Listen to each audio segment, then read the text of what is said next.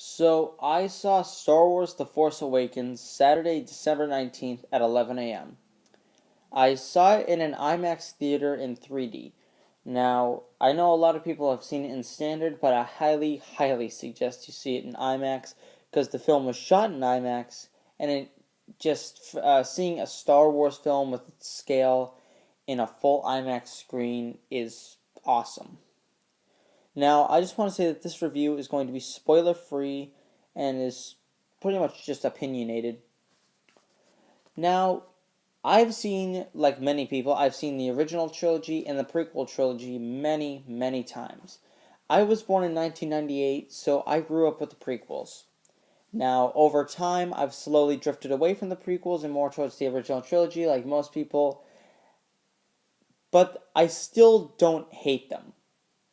A lot of people say they hate them, but I don't really hate them that much. I mean, yeah, they're not as good, and there's a lot of flaws. Like Red Letter Media, their reviews of Phantom Menace, Attack of the Clones, and Revenge of the Sith are incredibly funny. Uh, they're still full of flaws, but they're fun to watch. Certain parts are. I remember when I was a kid, I was always fast forward through a lot of the talking scenes because they were uninteresting. And that brings me to my first point. The main complaint I have with the prequels is that there is no excitement. The pacing is awful. They're very slow, they're very boring. Now, with movies like crime movies and things like that, slow is really how the movie goes, but for a fast-paced space adventure for all ages, I mean, you want it to be fast, fun, exciting, and that's exactly what The Force Awakens has. It is fast, it is fun, it's exciting, and I think that Abrams' direction was definitely something that's good about it. I mean, I've seen his other films, like, even though I'm not a Trekkie, I saw his Star Trek reboot, which I thought was very good. I also saw his film Super 8, and they're both exactly what Star Wars is. They're fun, fast, and exciting. The visual effects are great in this movie. I mean, yes, I haven't seen too many people bring this up, but when there is CGI, it's extremely easy to tell, and honestly, could look a little better, but the thing that takes the show is the practical effects. Abrams has stated, and Disney also stated, that the film is very heavy on the use of special practical effects rather than CGI because it looks more real. And that's what this movie looks like. It looks like a lived in environments. I mean, there's hardly any blue screen or green screen sets. Because I remember, I think Revenge of the Sith had 0 location sets or something like that. But this, it's almost entirely location, which makes it look more real. The explosions look real because they were real. And overall, they just look fantastic. It's a very well made movie when it comes to special effects. Bringing back the original cast was great. Now, usually things like this, like in the prequel trilogy when they brought back Yoda or Chewbacca, sometimes it was or Darth Vader for that point at the very end of Revenge of the Sith.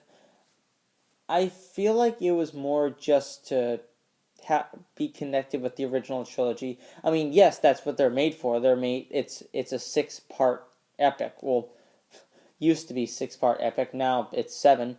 But I feel like they didn't really serve much point to the plot. If Chewbacca wasn't in Revenge of the Sith, nothing would be different.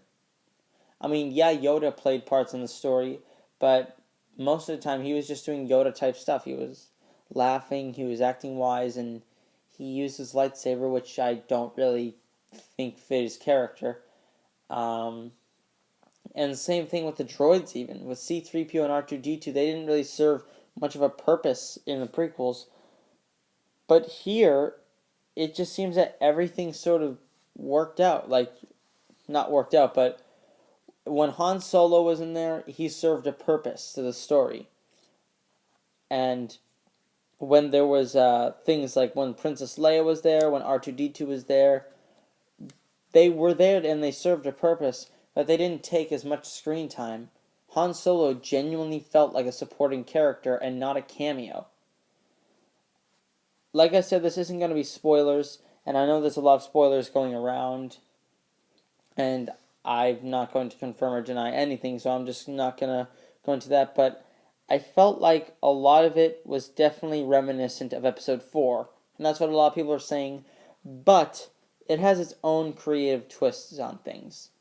The character of Kylo Ren is awesome. It's basically a more human version of Darth Vader's character from the original trilogy. He was very distant and cold in Episode 4, 5, and 6, and didn't really have much human traits up until Return of the Jedi. But with Kylo Ren, you can see his struggles. We know his backstory. We know his internal conflicts. With the characters of Rey and Finn, I thought they were great. Rey, it's basically just a newer version of Luke Skywalker.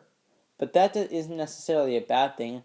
His character is basically a persona of everybody, in a way. Someone who is clung down to or stuck in their own world and want to go out and have an adventure, really. Well, the thing interesting about Rey is that she, it's like her character, it's not like she is looking for adventure, but it sort of just comes to her path. Same thing with Finn.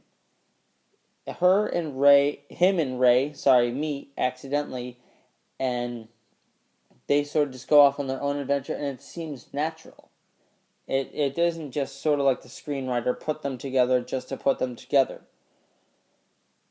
The character of Captain Phasma, I have to admit, isn't the greatest. I mean, she is put on a lot of different things, and you think she's going to be the next Grand Moff Tarkin, or General Veers, or anybody who's just a ruthless general who's following the orders of the, I think it's called First Order, or New Order, or whatever the Empire is called now. But she just we didn't see much of her and connect with her. Overall, I think this is one of the best Star Wars in recent years, and I suggest everyone sees it. I'm going to see it at least one more time in theaters, and I guarantee if you like the original trilogy and the prequel trilogy, you're going to love this film. Thank you for watching, and I'll see you next time.